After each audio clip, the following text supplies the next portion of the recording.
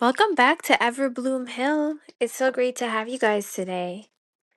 As I mentioned in the previous video, when I broke down the cost of moving from Minnesota to Kentucky, I mentioned I wanted to cover mindsets and growing pains when you move out of state or when you build the life you want. That's what I would like to do today. When you're building the life you want, you often have to change your mindset to get through the growing pains. They kind of come as a pair, growing pains and growth. It's a part of it. There was a season when I almost quit on the life I prayed for, and that taught me more about mindset and growing pains than anything else. Moving away from family and everything we knew highlighted ways we needed to grow. Romans 12:2 says, "Do not conform to the pattern of this world, but be transformed by the renewing of your mind." Shift number 1 was putting Jesus first in your planning. When we try to make ourselves the Lord of our lives, we carry a weight we were never meant to hold. It's just too heavy. God is the one who leads us. He sees the full picture and protects us from unseen evils. It can be painful to deny what our flesh wants in that moment, but choosing to follow Jesus always leads us to what's wise and lasting. Even though my husband and I wanted to move somewhere warmer for a long time, we felt peace in waiting until God made the timing clear.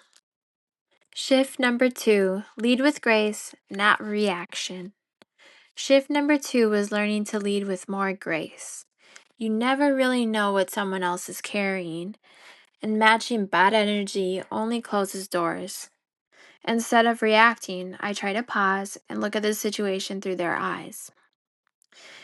If you meet disrespect with disrespect, you often shut the door on future growth in that relationship. I experienced this firsthand during a deal I was making with someone. At one point, it felt like they believed they had the upper hand and started speaking to me in a way that felt disrespectful. I had a choice in that moment to match their energy or to take a step back and assume there might be more going on beneath the surface. I chose not to mirror the tone, but I also chose to hold my ground. In the end, I was rewarded for keeping the relationship intact and maintaining my boundaries. Shift number 3, don't let embarrassment block obedience. Shift number 3 was learning to not let embarrassment stop me from the dreams God placed on my heart. This is a big one. I learned this during a season when we were decluttering our home in Minnesota and preparing to move. There was an old green truck that we owned. It was very rusty and didn't run anymore. But in order to move forward, we needed to sell it. Putting it up on Marketplace felt surprisingly hard. I had to fight my own pride and embarrassment because it didn't feel good to share something imperfect so publicly. But I knew that posting that truck was a small, necessary step toward a bigger goal. That moment reminded me that embarrassment often shows up right before obedience.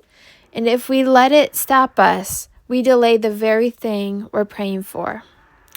These 3 shifts, putting Jesus first, choosing grace, and pushing past embarrassment, taught me that growth isn't loud. It's quiet obedience, steady trust, and small decisions made with faith.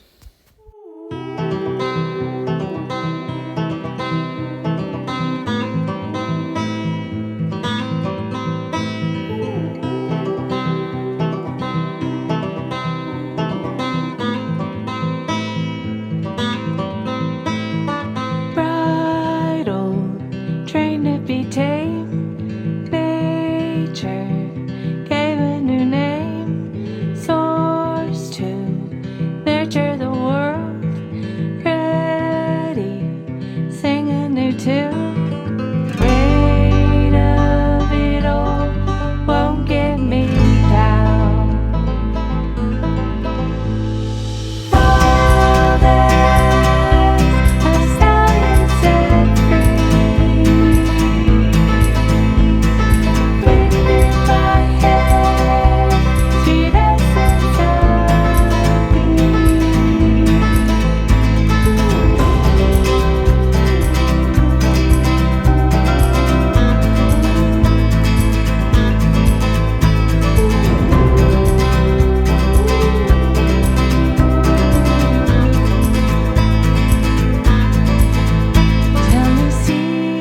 secrets, power of words. Tell me stories, legends before. Ones who ran with the wolves, broke free from all ropes. Pharaoh's strength, the one who can't be contained. Wild as a stallion set free. Wind in my hair, sweet essence of me. Wild as a stallion set free. Wind in my hair, sweet essence of me.